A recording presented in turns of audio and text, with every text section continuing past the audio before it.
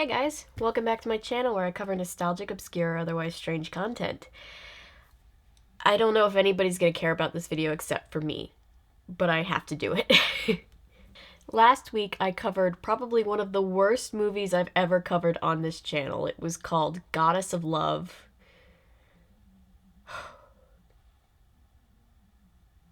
And it was the worst.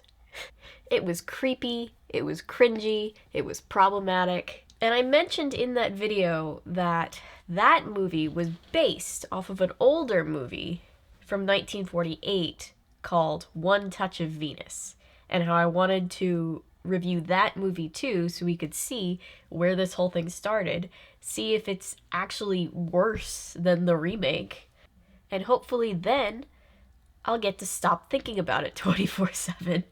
So today, that's exactly what I'm doing. I know if you're new here, it's confusing because the last video was about Darkwing Duck, but you know, if you've been here for a while, you know how we do things here. Also, just to reiterate, this video and the Goddess of Love video, both inspired by Lindsay Ellis's loose cannon video on Aphrodite. So I'll link that if you haven't seen it somehow, because Lindsay Ellis is a great creator. So with that said, let's jump into this movie, because it is iffy in its own special way. Wow, that's loud.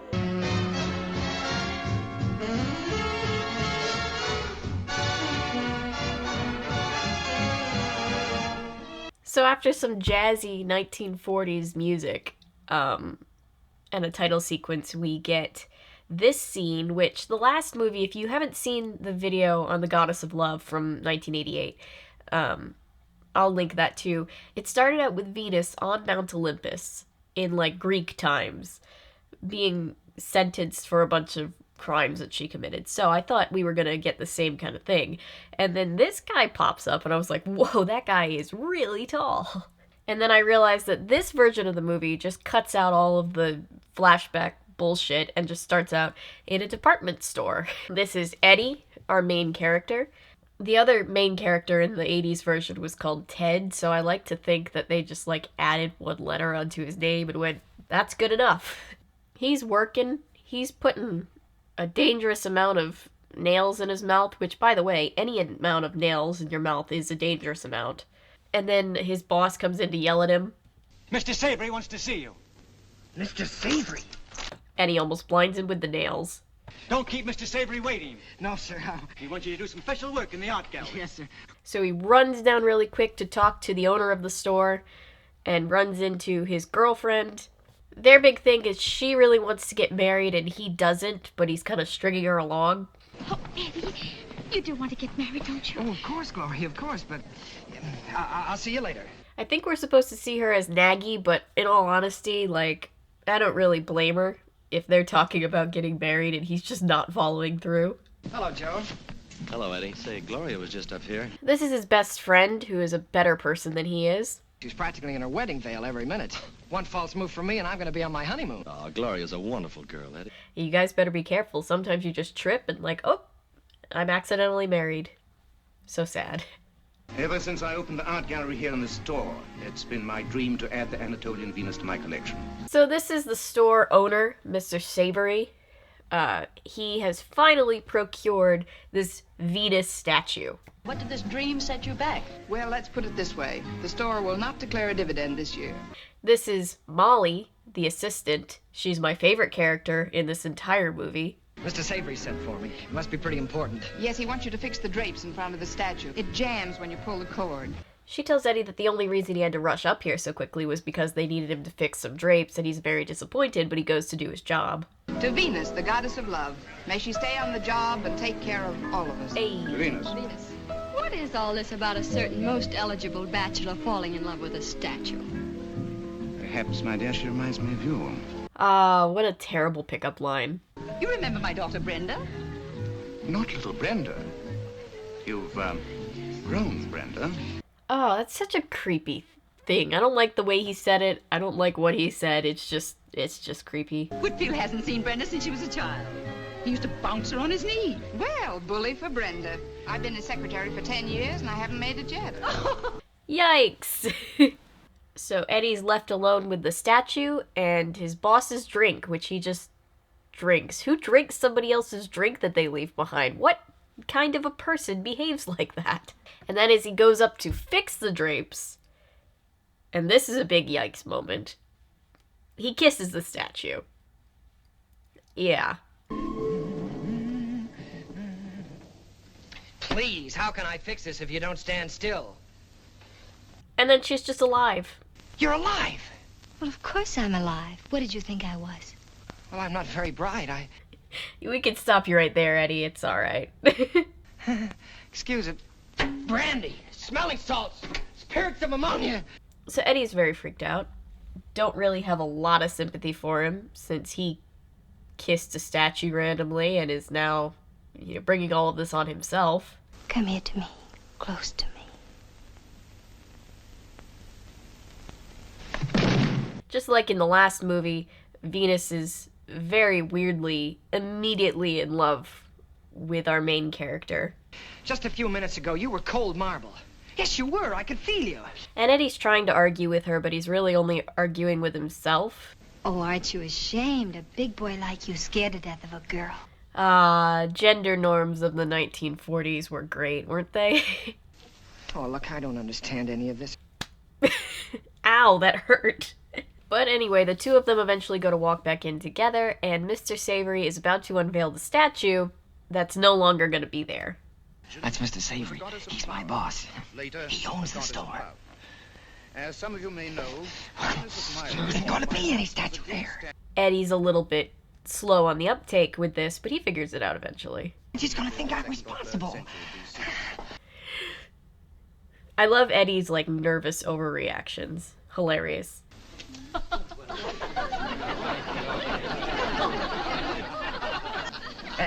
Hedge! That's me!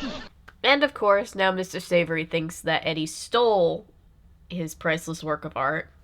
Excuse me, it's just that some friends of mine are waiting for me for dinner. You've gotten me into enough trouble. The only thing you can do for me is to get back up on your pedestal and leave me alone. You do not want me? Very well, go. Go to your friends. So while Eddie's taking his own sweet time to meet up with his girlfriend and his best friend at the restaurant because he's arguing with a newly alive statue, his girlfriend and his best friend are bonding a little bit. Someday Mr. Savory will notice you, and you'll get a promotion, too. Say, Gloria, Eddie may be a long time. You better eat something. Eddie shows up, starts to tell them what happened, and then starts to have a mental breakdown. Who, me? What's wrong, Eddie? What's my name? I'm sane! I'm as sane as anybody. Well, of course you're sane, Eddie. Naturally you're sane, isn't he, Gloria? I don't know. When you're asked if somebody's sane, you just say yes. I don't know. Ouch. He gets hauled back to the store because they think he stole the statue, and he thinks his best bet is to tell everybody that it just got up and walked away. And all of a sudden I was down here. You're talking. You're alive. Not really a defense that I think would hold up in court, but anyway, I guess it is the truth. Molly sends Eddie home to get some rest, but not before he makes it awkward. Come here to me. Come close to me. Now, take it easy, Eddie. I might take you up on that later. His girlfriend and his friend go back to the restaurant to get him some food, and they leave him alone. Venus shows up.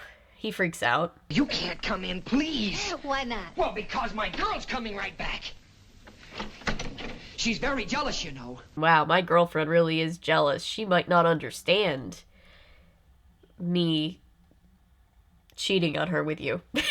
In fact, there's insanity in my family, starting with me tonight. I'm crazy. Remember back in the day where we weren't nearly sensitive enough to mental health issues? I mean, I wasn't alive back in the 1940s, but you know what I mean. No, please go away. My landlady, she wouldn't understand. She's got a rule. Against me? No, about girls being with boys.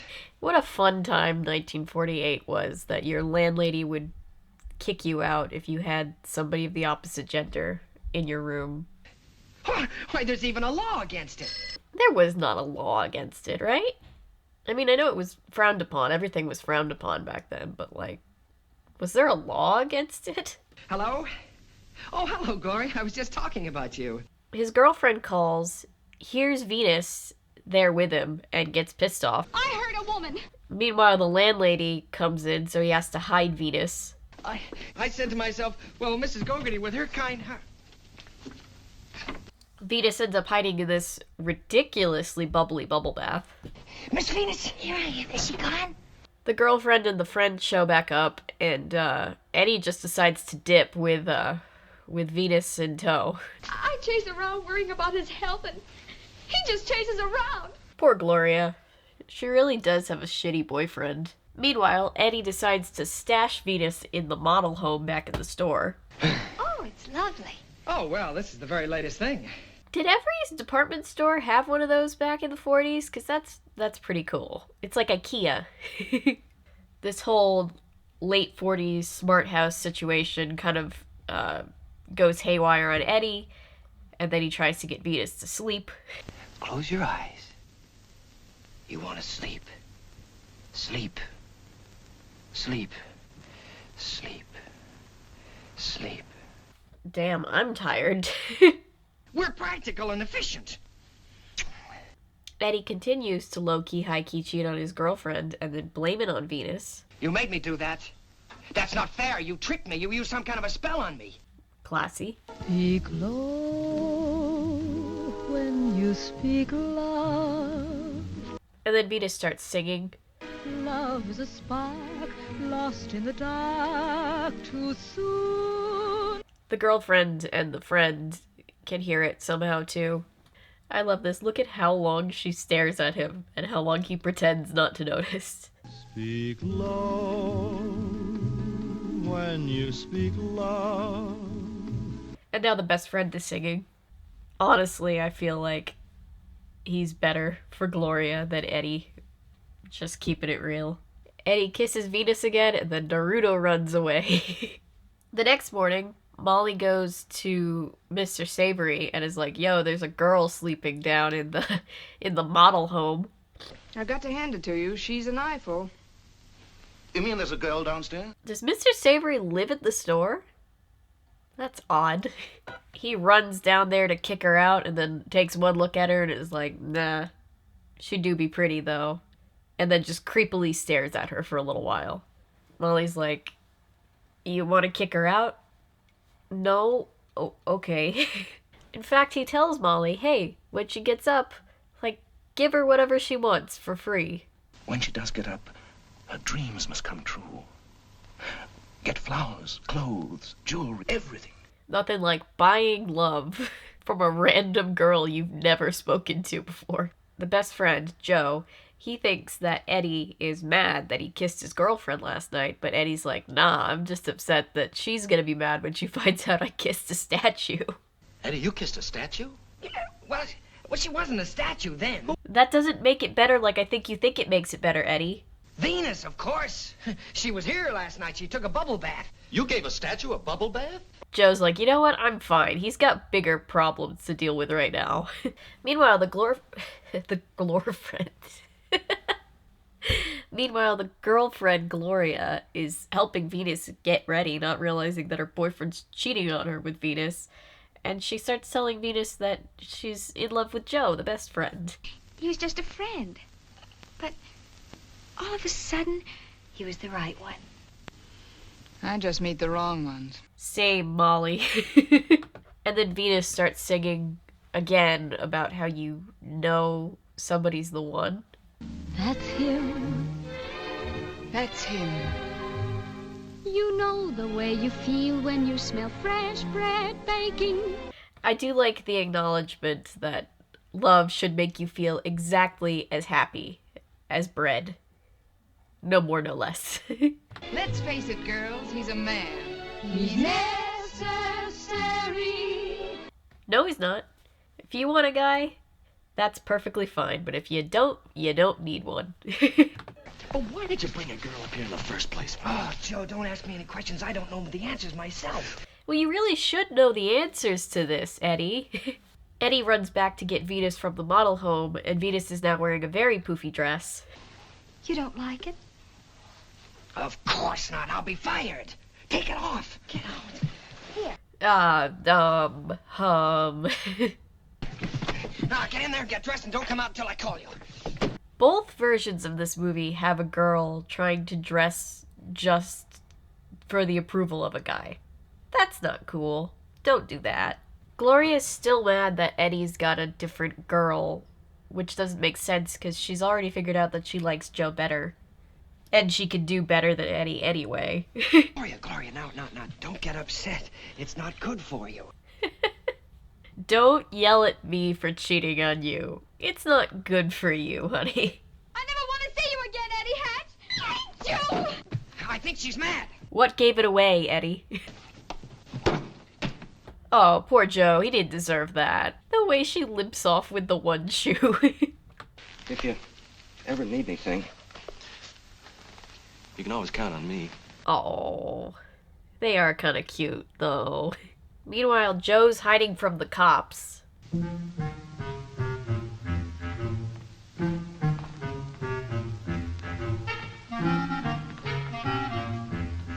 I cannot believe that worked. And as he's running away from them, Mr. Savory is being very creepy and hitting on Venus. We haven't met. That is, you haven't met me, but my name is Whitfield Savory II. He finds out that she's in love with Eddie, and it makes him want to arrest him even more. If you'll just let her go, I'll pay for everything. Out of your $40 a week? $43.75. But Venus gets him out of getting arrested. Does this document give you the right to put Eddie in jail? It does indeed, my dear. May I see it, please? Don't worry about me. Oh, it's very interesting. So Eddie's pretty mad, and instead of reflecting inward and realizing that this is all kind of his fault, I'm gonna go to jail and lose my job, all just because you kissed a statue. He just blames Venus. It was that champagne. That's what made me do it. And alcohol. Nothing like cheating on your girlfriend and kissing somebody without consent and blaming it on alcohol and her. Yikes. He tries to ditch her and then decides he doesn't want to, and so he takes her to the park. Oh yeah, and I forgot to mention this before. At one point, Venus tries to turn this cop guy into an owl. What are you doing? Arrest that man. Come on. Very strange. And then Molly makes fun of him for it later.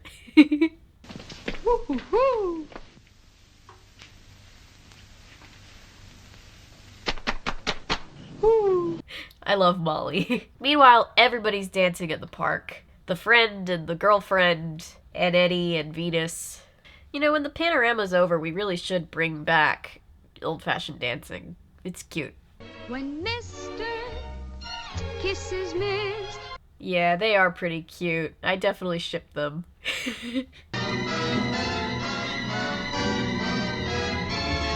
Whoa, I'm getting dizzy.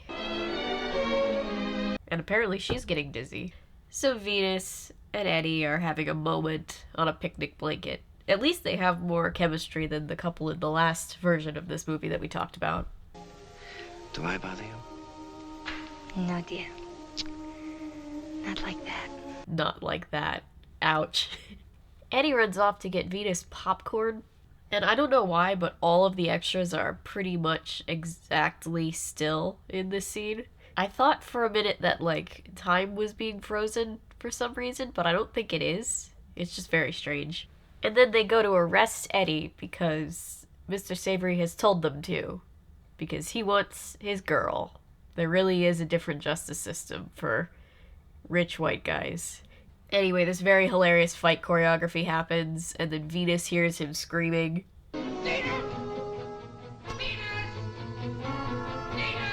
And she doesn't miss a beat. She's just like, oh, the rich guy had him arrested because of me? Okay, I'll go flirt with the rich guy and get him out of jail. No, you really love him. Well, why not? Working here, I get a 20% discount. Yeah, get that 20% discount, girl. Wait, no! No, Molly can do better than this. Don't worry about it, Molly. She walks in beauty like the night.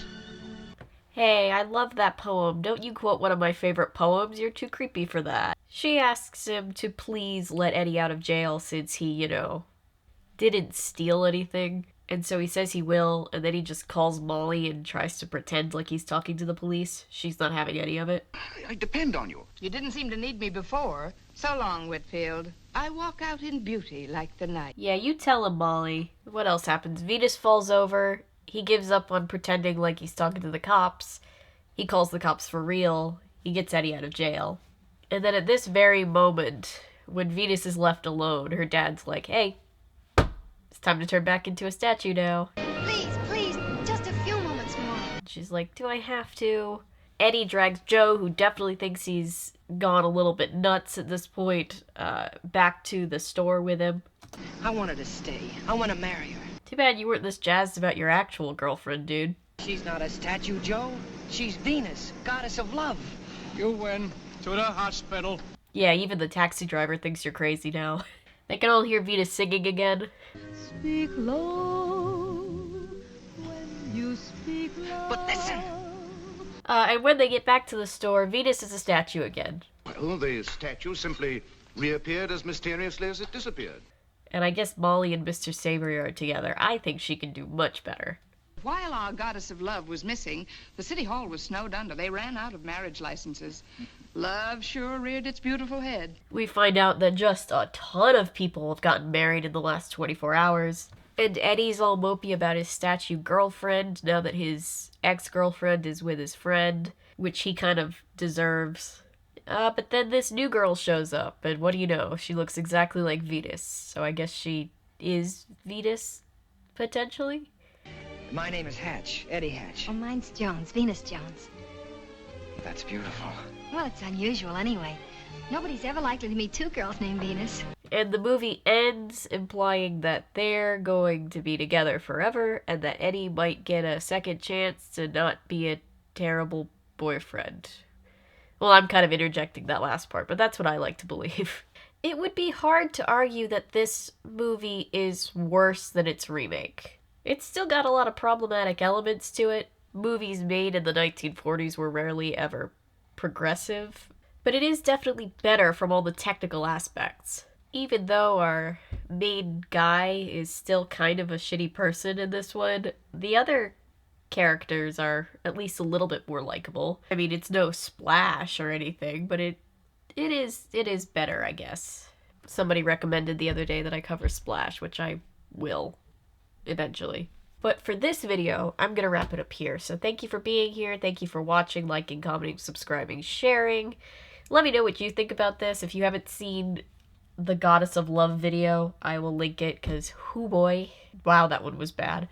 If you're new here and you're a fan of nonsense, maybe consider sticking around because I post nonsense all the time. And remember, my name is Avery. I'm a YouTuber if you say so because thanks to you guys, this is technically a YouTube channel. Bye!